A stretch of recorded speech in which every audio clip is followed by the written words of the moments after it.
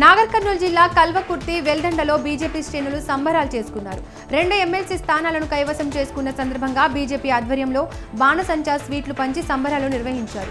రాష్ట్రంలో 3 ఎమ్మెల్సీ స్థానాల్లో 2టిని సొంతం చేసుకోవడం పార్టీ బలాన్ని, ప్రజాదరణను మరోసారి స్పష్టంగా చాటిందని బీజేపీ మాజీ బీసీ కమిషనర్ అన్నారు.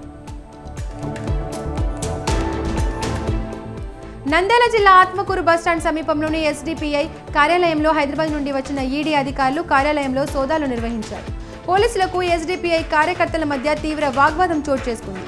ఎస్డిపిఐ కార్యాలయం బయట భారీగా పోలీసులు బందోబస్తు నిర్వహించారు. నిజామాబాద్ జిల్లా సాలూరు మండలంలో రైతు ఆత్మహత్యకు పాల్పడ్డాడు. 6 కాలం కష్టపడి పండించిన పంట చేతికొచ్చే సమయంలో సాగునీరు అందక ఎండిపోతుందంటూ వాపోతున్నాడు. కొప్పర్తి గ్రామానికి చెందిన మాజీ సర్పంచ్ రఘునాథం జాడి జమల్పూర్ గ్రామ శివార్లోని 3.5 ఎకరాల భూమిని కౌలుకు తీసుకుని వరి పంట సాగు చేస్తున్నాడు.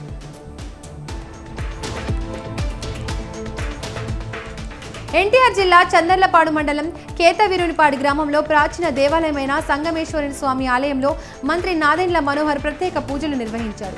ఆలయ అర్చకులు ఆయనకు పూర్ణ కుంభంతో ఘన స్వాగతం పలికారు. ప్రత్యేక పూజ అనంతరం ఆయన అర్చకులు శాలువాతో సత్కరించి తీర్థ ప్రసారాలు అందించారు. యువతకు ఉద్యోగ అవకాశాల కల్పనకు కూటమి ప్రభుత్వం కృషి చేస్తోందన్నారు. కర్నూలు జిల్లా మంత్రాలయం శ్రీ రాఘవేంద్ర స్వామి మఠంలో శ్రీ రాఘవేంద్ర స్వామి 430వ జన్మదిన వేడుకలు పీఠాధిపతులు శ్రీ సబుద్ధేంద్ర తీర్థులు ఆధ్వర్యంలో ఘనంగా నిర్వహించారు.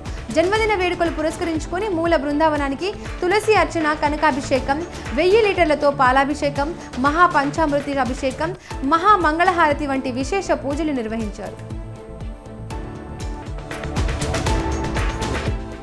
రంగారెడ్డి జిల్లా మైలార్దేవపల్లిలో అగ్ని ప్రమాదం జరిగింది. గవర్నమెంట్ స్కూల్ సమీపంలోని బైక్ రిపేర్ షాప్లో ఒక్కసారిగా మంటలు చెలరేగాయి. ప్రమాదంలో 2 బైకులు కాలి బూడిదయ్యాయి. స్థానికుల సమాచారంతో సంఘటన స్థలానికి చేరుకున్న అగ్నిమాపక సిబ్బంది మంటలను పూర్తిగా అదుపులో తీసుకున్నారు. కేసు నమోదు చేసుకున్న పోలీసులు దర్యాప్తు చేస్తున్నారు.